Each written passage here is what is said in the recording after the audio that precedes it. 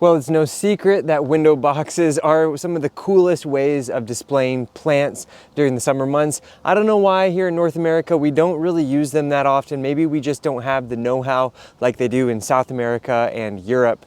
So in this video, I'm going to show you guys how to put a window box onto surfaces like stones or bricks, concrete, any sort of like really hard material. If that's the exterior of your home, this video is dedicated to showing you how you can put window boxes in those materials in a way that is effective and that will be able to support our window boxes all season long.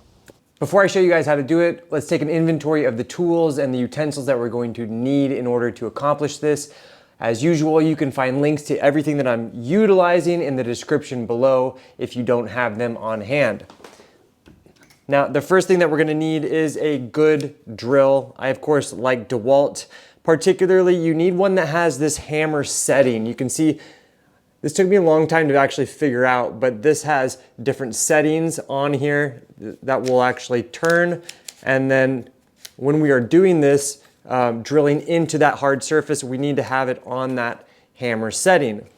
Of course, you need your charged battery pack. Now, the next thing that we're gonna need a masonry drill bit. You're gonna want something that's between 1/4 inch to 3/8 of an inch drill bit. So as a reference, a normal drill bit looks like this, and when you use it, it makes the threading in the wood, for instance. If you're drilling into wood, it's gonna make threading so that your screw can screw into that wood.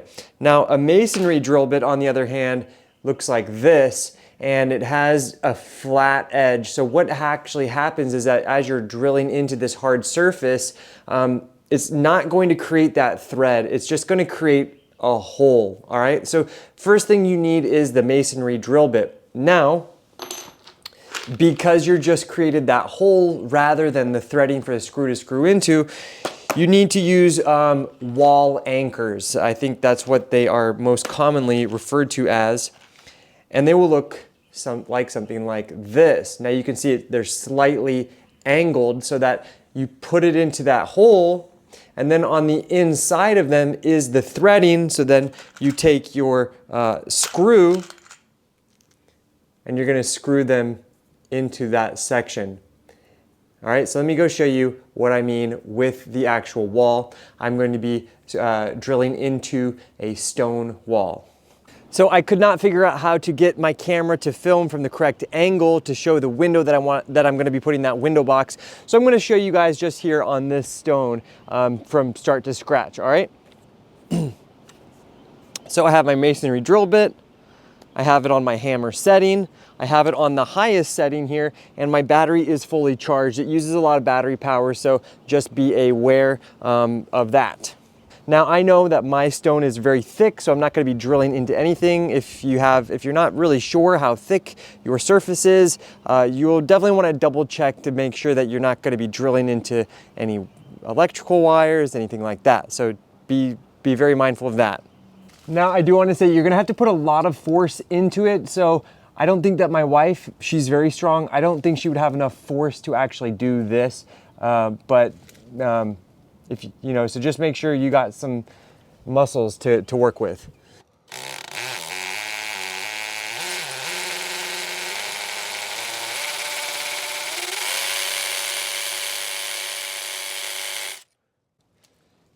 So you can see you really have to go slow to get it started, but then once you start to get into it, then you can put a little bit of extra pressure with the trigger and that's when you'll start to put the force.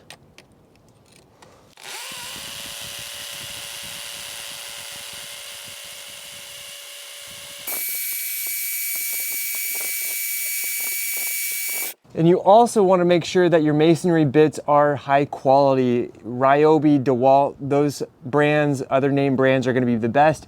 I have actually melted some, so if you're using low quality masonry bits, it's going to be really hard to do. Now, once you think you've got that hole deep enough, we have our wall anchor. We're going to put the wall anchor in, and then we'll just gently hammer it in. And you can see that it's nice and flush in the wall. At that point, That's when we bring out our bracket. You're gonna need two brackets, so one, and you'll have your second one.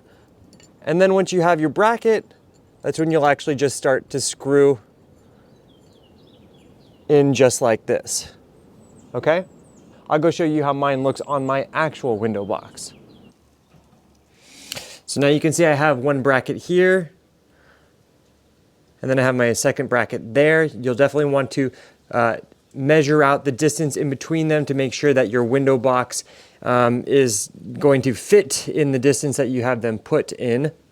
And the one thing, I have sort of uneven surfaces here, so I had to put a little shimmy behind this one right here so that it would be a little bit more upright, so that it would be nice and level with this one over here.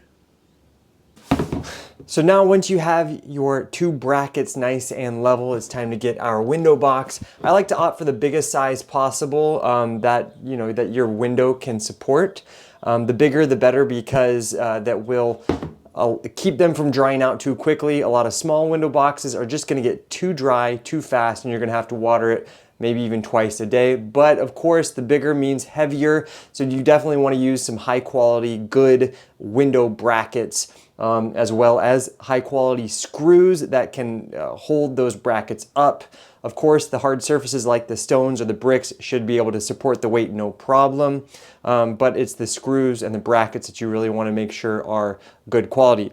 Now, this is like 8 inches deep, 8 inches across, 22 inches, 22 inches across, 8 inches that way across, and this is what I'm going to be using to plant my window box plants in. So it's really just time to put it back onto our brackets. And you're going to want to make sure that you don't have any screens on the window where your window box is, because you're definitely going to need to access this window to water it. So that's why I chose this one. It's really nice and easy entry from my kitchen into my laundry room, out onto my driveway. Should be really pretty, especially now that I have filled a little bit of a void section with this window box, and I can bring more color and more plant life to more areas of my home. I hope you found this video helpful and insightful and answered questions that you had regarding putting window boxes on hard surfaces like stones and bricks and concrete. If you do have any further questions, please let me know in the questions below. One quick note, this does not apply to stucco. Stucco is a little bit different things involved. So if you have a stucco wall, hopefully I'll be able to make a video on that topic in the future. Thanks for joining me here on Plant Vibrations. I'll catch you soon. Ciao.